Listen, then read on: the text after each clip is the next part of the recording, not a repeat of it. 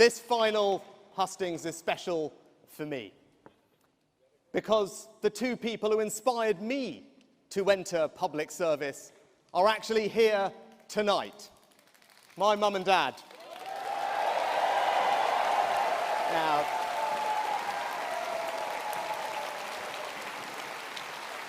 Now, you may have picked up over the summer that my dad used to be a GP. My mum used to run a chemist where I grew up. But it was their example of service and what they did for people that inspired me to enter politics.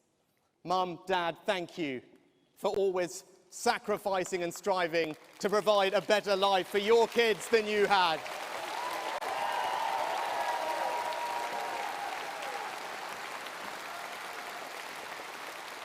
And thank you for teaching me that with hard work and belief and the love of your family, that there is no limit to what someone can achieve in our great country.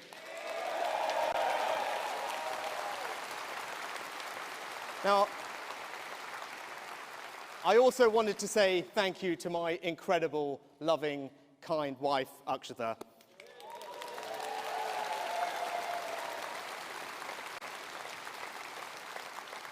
You know what you mean to me, and I am incredibly grateful that 18 years ago you chose to give up your high heels and take a chance on the short kid with a backpack.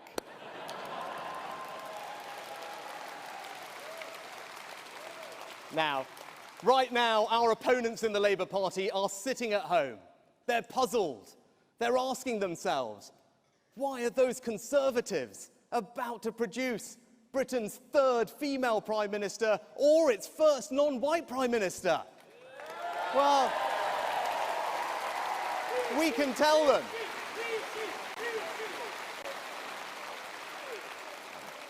And we can tell them because in our party, we value who you are, not what you are.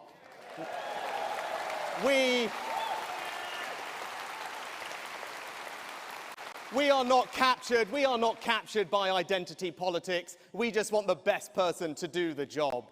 And it's because we are not captured by identity politics that we can take on and stand up to this woke nonsense that wants to cancel our history, our values, and can't even say what a woman is.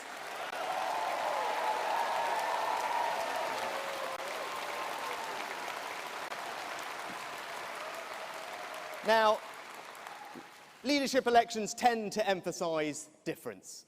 But in fact, I agree with Liz on far more than we disagree on. And I don't just mean our shared love for Whitney Houston and Taylor Swift.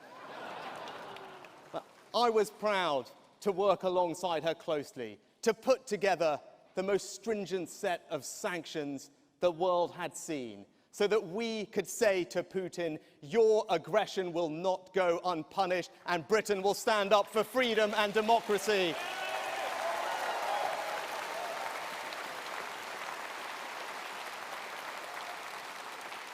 Liz is a fantastic Foreign Secretary. She is a terrific ambassador for our country, and we all should pay her an enormous tribute because she is a proud and passionate Conservative.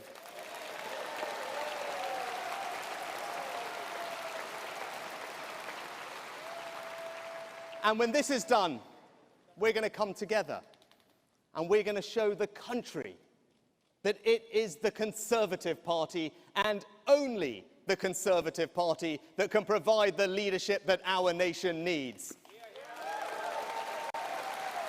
Now, and that leadership starts by being straight with the country about the economic challenges that we face. Now, I've not chosen to say the things that people may want to hear. I've said the things that I believe our country needs to hear. And although it hasn't made my life easy, it is honest, and for me, that is what leadership is all about.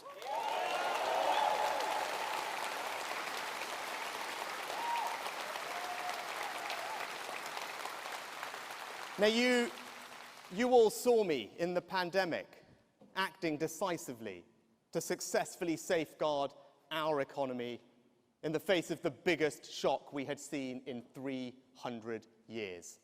So you know I have the ability, I have the experience to safely steer us through the storms ahead.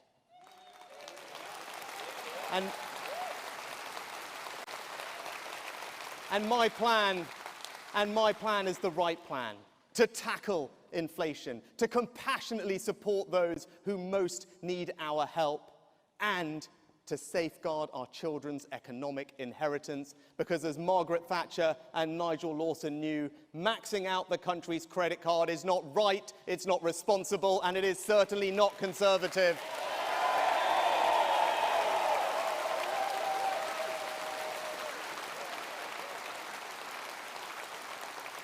But just simply weathering the storm is not enough.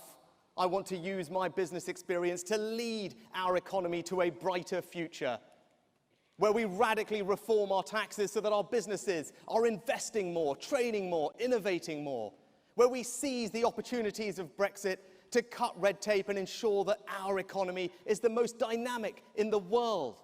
Because unlike Labour, we know, the Conservatives know, that it's the risk taker, the entrepreneur, the small business owner that create jobs and prosperity, and our party will always be on their side.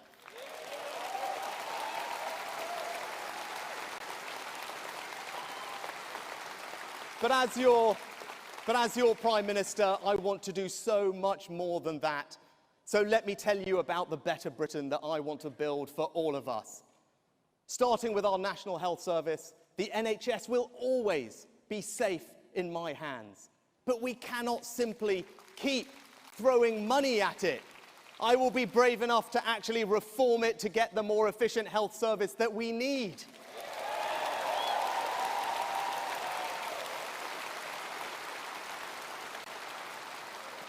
And when it comes to crime, I will do whatever it takes to ensure that my two young daughters grow up in a society where it is safe for them to walk on the streets at night. So whether it is using stop and search or tackling the heinous grooming gangs, I will never let political correctness stand in the way of keeping us safe.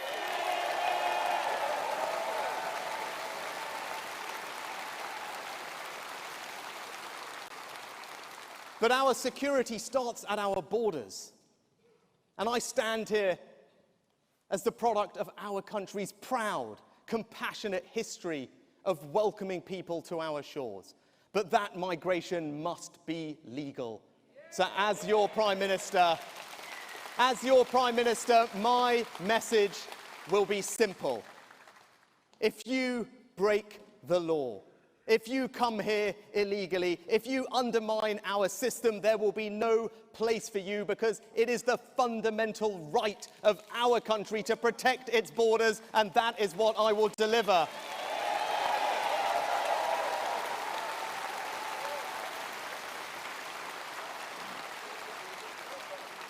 Now, there are many proud achievements of the Conservative-led governments over the past 12 years. But for me, the most powerful thing that I believe we have done are the education reforms pioneered by Michael Gove. Just look at Brampton Manor Academy, where more children are going to Oxbridge than even Eton or indeed Winchester.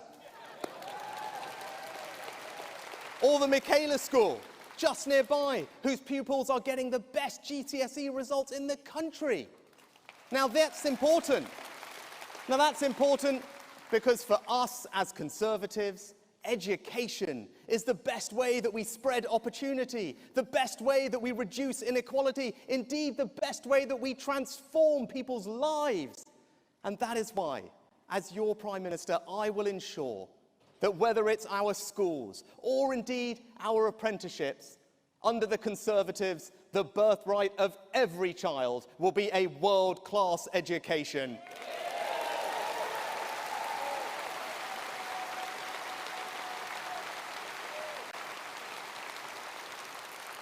And in conclusion, let me just say something about the conduct of government.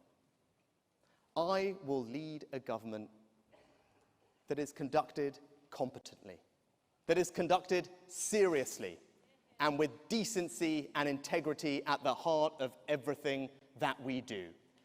That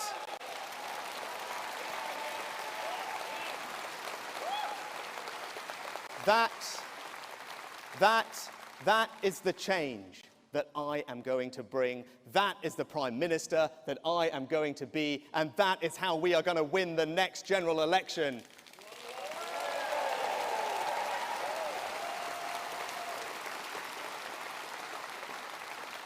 And we must do that. We must do that, because if we don't, it won't just be Keir Starmer walking through the door of Downing Street. He'll have Ed Davey, Caroline Lucas, and Nicola Sturgeon with him too. We can't let that happen, and we won't. Now, my fellow Conservatives, we put ourselves forward to lead Britain in good times and bad times alike. The public did us the honour of choosing us to do the job. Now let's go and prove them right. Thank you. If you like the video, do like, comment, share and subscribe.